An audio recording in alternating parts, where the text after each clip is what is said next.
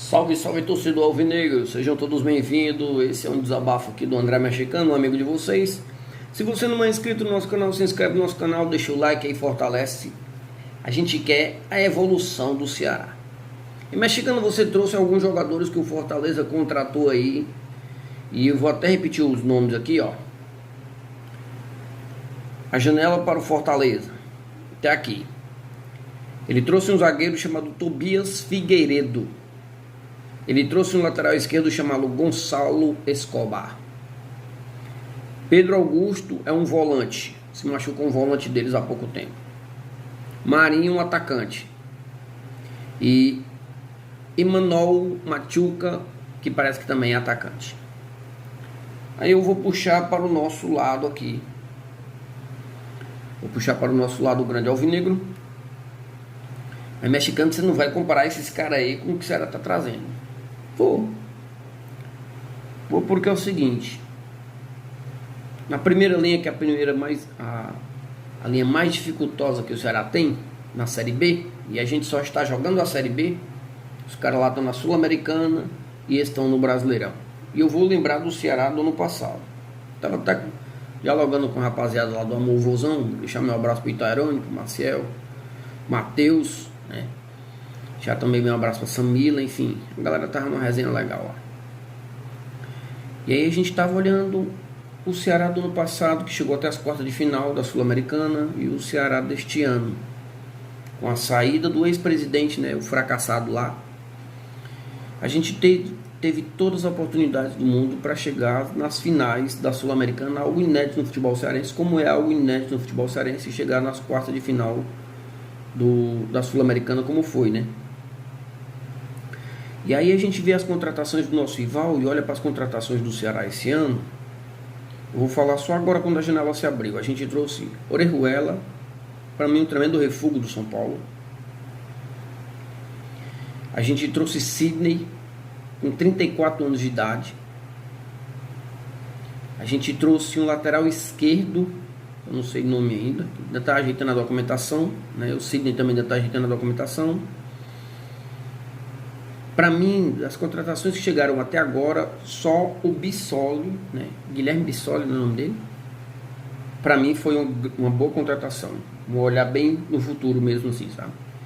Porque é o seguinte, torcedor alvinegro, torcedor até do Fortaleza, que pode vir aqui e tudo, né? Torcedor, ou não. O Ceará subindo para a primeira divisão. 70, 80% desse time, desse elenco que está aí, fica dentro do Ceará, fica. E aí vai ser um Deus nos acuda na primeira divisão de novo. Porque o Ceará é o time com mais dinheiro na Série B. E ele trouxe Duvanô, Barcelos. Ele trouxe jogadores que não estão rendendo. Se você olhar, meu irmão, o que é que vai acontecer com o Ceará? O Ceará precisa de um B a mais, né? Então o Chay está num bom momento, o Jean também. Ele joga com apenas um meia, né? 2 pontos. Mas é muito pouco. A gente olha para grandes times, eu vejo o Atlético Paranaense, eu vejo hoje o Bragantino, para falar times de médio para grande, né? Não times gigantes do futebol brasileiro, não. Que o Atlético Paranaense é muito maior do que o Ceará, é muito maior. O próprio Bragantino, né, com muito mais cacife. E hoje o Fortaleza está entre esses 3 aí. E aí a gente olha para o Ceará, que ano passado a gente tinha um presidente horroroso, sabe, cara? E a gente não chegou a eliminar o São Paulo porque ele não foi audacioso. Para mim, ele jamais amou o Ceará. Ele jamais amou o Ceará. Ele trouxe Rigonato, que se machucou com 1 minuto de jogo contra o São Paulo. Ele trouxe John Vasquez. E o jogo, se o Ceará passasse, o jogo poderia jogar. Se ele traz 5 jogadores para chegar aqui, ó, vamos ter um foco total na Sul-Americana, para a gente chegar na final de Sul-Americana. Algo inédito no futebol cearense. E para todo bom conhecedor de futebol, é o que dá para ganhar com mais facilidade depois de Campeonato Cearense e Copa do Nordeste. E a diretoria do nosso rival sabe disso aí. sabe disso aí. Eles perderam um volante, já trouxeram um volante. A gente sabe que teve estudo que eles queriam o Zé Welles, outros queriam não sei quem, né? Que poderiam perder um volante, mas eles já estão de olho lá na frente. Aí o Ceará sobe a primeira divisão, ascende a primeira divisão com o Guto Ferreira. A gente vai ficar com esses jogadores aí, ou a gente vai pensar em jogadores que querem algo a mais, tipo o Rigonato, porque eu vejo o Bissoli, né? Rigonato não. Eu vejo o Bissoli um dos caras que podem continuar, o próprio Nicolas podem continuar no Ceará numa primeira divisão, né? E brilhar na primeira divisão. Mas o Ceará tem que começar a renovar o pensamento da diretoria lá dentro, diretor de futebol, aqueles que vivem o futebol. Tem que ser uma diretoria remunerada, tem que ter, por exemplo, um Albeci ele tem que ter 3, 4, 5, 6 caras do lado dele para dizer assim, ó, aquele jogador ali, aquele argentino acolá, aquele português, aquele ali, sabe? Buscar jogadores que querem vencer no futebol. Não jogadores, sabe, que estejam com a idade avançada, vindo da Europa para jogar os 5 últimos anos da vida dele no Ceará, os 3 últimos anos, com a conta farta. A gente tem que pegar jogadores que nem um Real Madrid, que quando o jogador dá 30 e tantos anos, eles já sabem quem é o reserva que vão colocar naquela posição ali, sabe? Eles já pensam nesse modo diferente. E eu vejo o nosso rival bem aqui, ó. Um dia desses eles estavam lá na série inferior à nossa, e como eles estão galgando com diretores de futebol, olhando quem será o Ceará, vou falar do Ceará, quem será o Ceará em 2025, 2026? Será que a gente vai estar contando moeda, tentando escapar, ou brigando para estar na primeira parte da tabela, para ir para a Sul-Americana, para ir para a Libertadores, igual o nosso rival está querendo uma Libertadores pela 3ª vez? Porque a gente teve um câncer chamado Robson de Castro durante 7 anos lá dentro do Ceará, trazendo jogadores fracos, bichados, com problemas, sabe? Até hoje ele se gaba de ter trazido Luiz Otávio, ter trazido Richardson, Everson, mas é muito pouco para quem tinha 160 milhões no ano passado, sabe? Muito pouco, muito pouco. E só campeão do campeonato cearense, com campanhas horrorosas na primeira divisão. O campeonato cearense não, foi campeão da Copa do Nordeste. Foi 2 vezes campeão cearense. Um em cima do Fortaleza, um em cima do Ferroviário. E um campeão da Copa do Nordeste em cima do Bahia. Muito pouco. Se era um cara de mais visão, e eu não acredito que o de hoje, que é o JP Silva, tenha essa visão, eu não acredito não. Porque a primeira coisa que tem que haver lá dentro do Ceará é uma visão futurística, é uma visão de futuro, é uma trazer jogadores jovens para querer um lugar ao sol no futebol internacional, ou então no futebol do Sul, que paga muito mais, sabe? E isso aí, quem é que vai no futebol brasileiro e vai tirar o Sidney do Ceará? Então tem que ter jogadores que querem brilhar no futebol mundial, não jogadores que tenham vindo lá da 2ª divisão do Campeonato Espanhol para o Ceará. Não quero isso, meu irmão. Esse é o Ceará capenga. A gente quer jogadores que dizem, rapaz, aquele número 7 ali no Ceará, quero levar ele lá para a Espanha, quero levar ele lá para a Inglaterra, quero levar ele lá para os Emirados Árabes, sabe? E isso a gente preocupa, a gente que é torcedor do Ceará. Porque dentro da diretoria de futebol do Ceará é muito amador. É muito amador. Os últimos grandes times que eu vi dentro do Ceará era do Evandro Leitão, quando o Ceará não tinha dinheiro. 14, tinha subido a primeira divisão, 10 e 11, né, na primeira divisão, que é a menina dos olhos de ouro, mas foi para pagar as contas atrasadas que tinha da década de 2000, da década de 90. E o Ceará, de 18 a 22 na primeira divisão, com um presidente que apenas se gabava quando achava uma peça mas não via que tinha errado 10, sabe? E a gente tem que ter grandes diretores de futebol para pensar no Ceará em 2026. Onde é que vai estar o Ceará em 2026? Estamos olhando lá para frente. Vamos chegar de novo nas quartas de final de uma Sul-Americana. Vamos estar na primeira divisão, na primeira página. Vamos estar brigando por pré-Libertadores.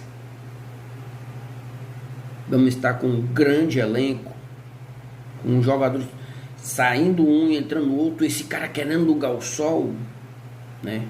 Querendo lugar brilhando no sol. Ou não, jogador em fim de carreira. Já, eu vou correr atrás desse menino aí, não. Né? Então é de se pensar, é de se preocupar. Porque o Ceará ascender a primeira divisão com o Guto Ferreira. Se o Guto Ferreira hoje dissesse assim, ó, tô aqui meu boné, o Ceará tem um plano B. E eu aposto que o nosso rival, se ele perder, porque o técnico de lá só sai de lá se pagar a multa rescisória, né? Se pagarem a multa rescisória do Vojvoda lá, eu tenho quase certeza que eles têm um plano B, caso o Vojvoda seja, paga a multa e ele vai sair do nosso rival. E ao do Ceará eu não tenho essa visão. Para quem trouxe Barroca com a saída do Gustavo Mourinho, e até hoje a saída do Gustavo Mourinho altamente sem explicação, para mim é um mundo faz de conta lá dentro do Ceará, sem planejamento algum. Eu não vou longe.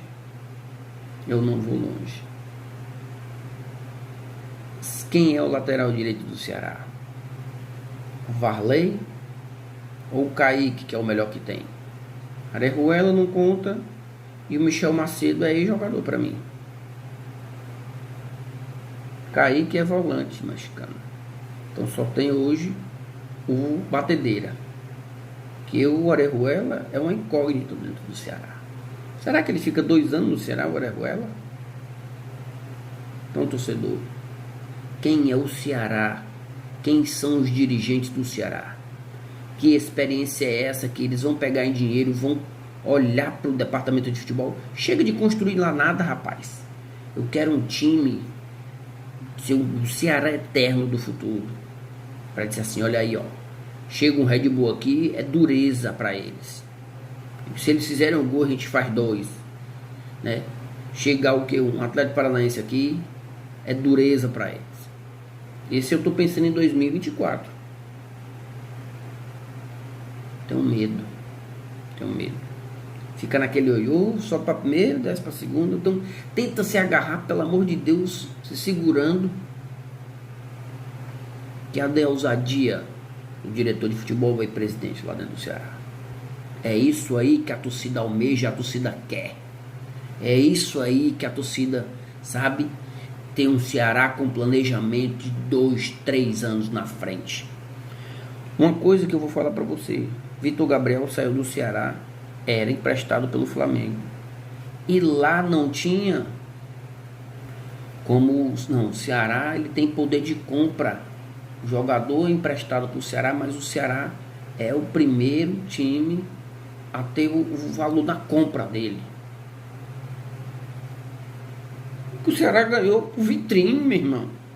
O melhor atacante que o Ceará tinha. Nada contra o Nicolas e nada contra o Guilherme Bissoli e nem agora contra o Kleber. Mas eu estou olhando pro futuro, né? Então o Ceará tem que aprender a contratar e ter o direito de compra no final do empréstimo. Isso aí é planejamento. Como ele perdeu agora, ele perdeu, não sabe se o Eric assinou ou não. O Eric que foi comprado vai sair de graça. O Ceará não libera ele. Mas se ele perder a bola, os caras dizem, ele está pensando em São Paulo, e aí não vai deixar o outro, que pode ser o reserva dele, jogar. Ou então, se ele não jogar, o Eric é melhor do que o reserva, sabe? Aí tem aquelas perguntas dentro da cabeça do cara. Que o Guto vai ajeitar esse time aí, ajeitar a zaga, porque é o único campeonato que o Ceará está disputando. O Ceará vai passar a semana treinando para jogar contra o time do interior paulista, que está na frente do Ceará.